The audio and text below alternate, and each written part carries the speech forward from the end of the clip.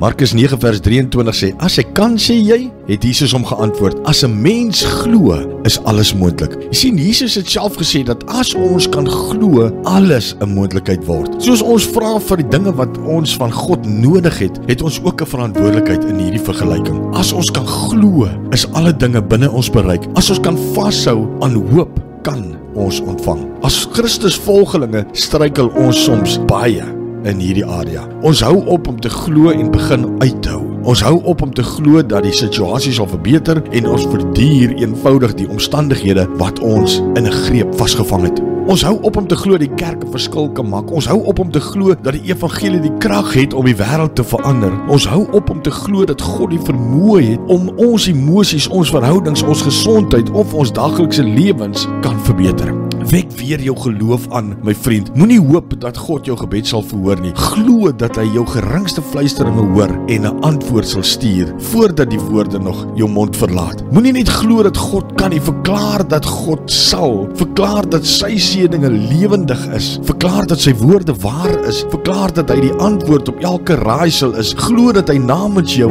opstaan. Glo dat hy tot jou redding kom. Glo dat hy jou in die stryd verdedig. Glo dat sy vrygewigheid oor jou pad kom. Want as jy dit kan glo, my vriend, sal God dit doen. Abba Vader, dankie Here vir hierdie bemoediging vanmôre. Dankie dat ons net kan glo en dat ons kan weet, as ons dit kan glo, dan kan U dit doen. Ons loof U, ons prys U en ons eer U in Jesus se naam. Amen.